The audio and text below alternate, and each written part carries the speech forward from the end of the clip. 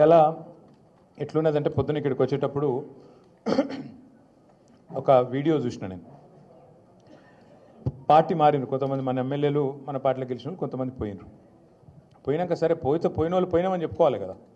ఏ పార్టీలు ఉన్నావా అంటే ఈ పార్టీలు ఉన్నాయని చెప్పుకోవాలి. ఇక్కడికి వస్తుంటే ఆ వీడియో చూసిన. విలేకరు అడుగుతాడు, ఏ పార్టీలు ఉన్నావు సార్ నువ్వు అంటే, ఏ పార్టీలు ఉండాలో గా పార్టీలనే ఉన్నా.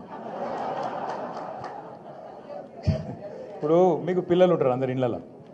పిల్లగాడు బయటికి పోయింది అనుకో, బయటికి పోయినాక కొద్దిగా ఆలస్యమైంది అనుకో, 9:30 10 అవుతుంది, పిల్లగాడు ఇంటికి వస్తలేడు, ఫోన్ చేసినావు, యాడున్నవరా అంటే నేను యాడు ఉండాలనో గాడినే ఉన్నాను అనుకో. వాడు ఏమంటావు, నువ్వు దవడమికిలాడు దంపో, ఇంటికి రాగానే నువ్వు వేస్తావా లేదా, ఏమరా బాగా మాట్లాడుతున్నావు అని.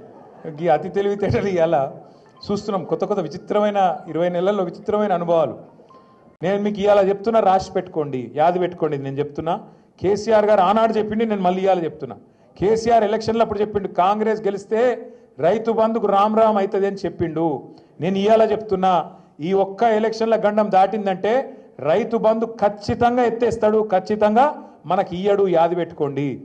కాంగ్రెస్ వాళ్ళు ఆల్రెడీ డిసైడ్ అయ్యిండ్రు, క్యాబినెట్లో చర్చ అయ్యింది, మనం ఎట్లన్నా చెప్పి దీన్ని ఎత్తేయాలి, ఇది ఉంచితే మనం ఉండము. ఎందుకంటే ఎన్నిసార్లు పైసలు వేసినా కేసీఆర్కే పేరు ఎత్తాంది, మనకు పేరు వస్తలేదు. రైతు బంధు అనగానే కేసీఆర్ యాదికి వస్తుండు, మనం యాదికి వస్తలేము, కాబట్టి ఇది పెట్టి లాభం లేదు, తీసేయాలని వాళ్ళు ఆల్రెడీ డిసైడ్ అయ్యిండ్రు. హోంమంత్రిగా పనిచేసిన అక్క మీదకి ఇంతంత పోలీసు వాళ్ళు ఎగిరిపోయి రెచ్చిపోయి మాట్లాడుతూ ఉన్నాడు. నేను ఇవాళ పరిగి మాత్రమే కాదు, రాష్ట్ర వ్యాప్తంగా ఉండే కలెక్టర్లు, ఐఏఎస్ ఐపీఎస్ అధికారులకు నేను ఒక్కటే గుర్తు చేస్తున్నా, గుర్తు పెట్టుకోమని చెప్తా ఉన్నా. ఇలా మీరు పచ్చి అబద్ధాలు ఆడుతూ ఉన్నారు ఐఏఎస్ అధికారులు కూడా. మొన్న ఇక్కడ చూసిన నేను ఖైరతాబాద్లో ఒక ఐఏఎస్ అధికారి, ఒక ఐపీఎస్ అధికారి, ఇద్దరు చిలక పలుకులు వలుపుతున్నారు. ఏమని, 10 ఏళ్లలో ఒక్క రేషన్ కార్డు ఇవ్వలే, కాంగ్రెస్ వాళ్ళు మాట్లాడినట్టు మాట్లాడుతున్నారు. నేను వాళ్ళందరికీ ఒకటే చెప్తా ఉన్నా, ఎక్కువ టైం లేదు, 2-2.5 ఏళ్లలో మళ్ళీ మేమే వస్తున్నాం. ఎవరైతే ఎగిరెగిరి పడుతుండ్రో, ఎవరైతే అతి చేస్తుండ్రో, ఎవరైతే రేవంత్ రెడ్డి కంటే ఎక్స్ట్రాలు చేస్తున్నారో వాళ్ళందరికీ నేను ఒకటే మాట చెప్తున్నా.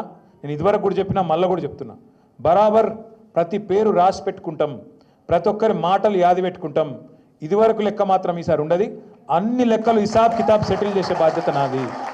సురేంద్ర ఒక మాట అన్నాడు,